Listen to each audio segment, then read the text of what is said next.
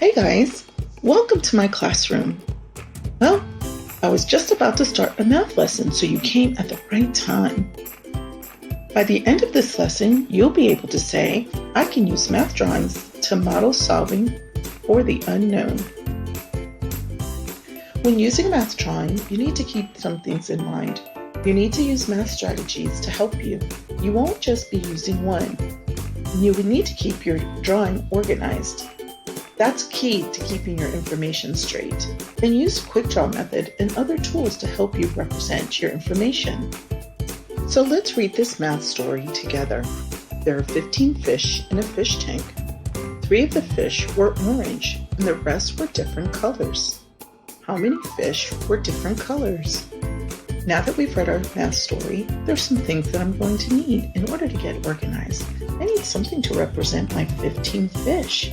And it sounds like I'm going to need some colors since 3 of my fish were orange. So now we have to figure out the math tool we're going to use. Normally we would use a number bond, but I'm planning on using a part whole box. It's got all the same information. For instance, this is where our total would go. And these are the 2 areas that our parts would be in. So now let's label our part whole box. We know that we're going to need an area for the fish tank, and also for orange fish, and an area for different colored fish. So let's transfer the numbers from our number story into our part whole box. So we have 15 fish in the fish tank, and we have 3 that are orange. We don't know the different colored fish, so let's put a question mark there. Now we have to plug in our information into the equation. We know that part of part equals the whole or the total, but we're actually missing a part. So that should tell us that this is a subtraction story. Knowing it is a subtraction story can actually help us set up our equations. We can plug in the information that we have right here into the part plus part equals whole equation, or we can do it as a subtraction equation. Whole minus part equals part. Now I have to use a quick draw method to represent my information. So I've decided to use circles for my fish.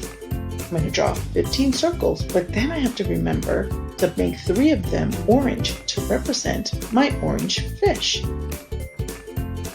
We have everything ready. So what do we have to do? That is correct. We are going to count the circles that are not orange. So let's do it together. 1, 2, 3, 4, 5, 6, 7, 8, 9, 10, 11, 12. So there you have it. We have 12 different colored fish. So let's do another math story together, but let's see if we can do it in the same sequence. So let's choose our math tool. Let's label it, plug in the information, create the equation, use a quick draw method, and find our answer. So here's our math story.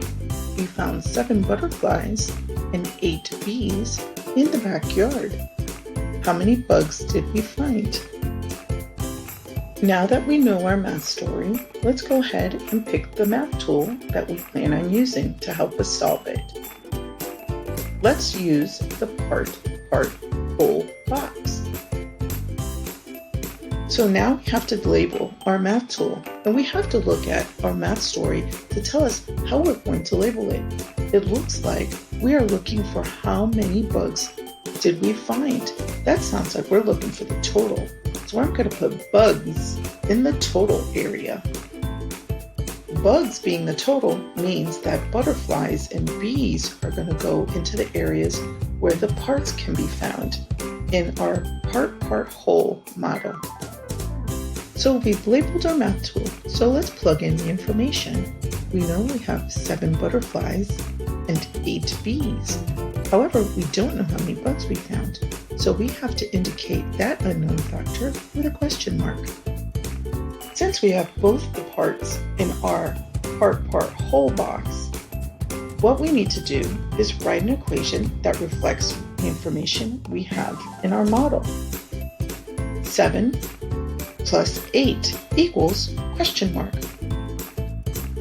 Now get to choose the quick draw method that we want to use to help us solve this problem.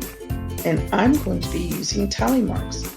So 7 tally marks for the butterflies and 8 tally marks for the bees. How many tally marks do I have in total? So let's count forward from 7. 8, 9, 10, 11, 12, 13, 14, 15. So the answer to our question is we found 15 total bugs in the backyard. Let's see if we add the bees first and then the butterflies if we'll get a different answer. Well, let's count forward from 8. 9, 10, 11, 12, 13, 14, 15. We still find 15 bugs in the backyard. Well, we've come to the end of a math lesson. I hope you enjoyed it. Well, just keep practicing. The more you practice, the better mathematician you'll become. I hope you have a great day. Adios.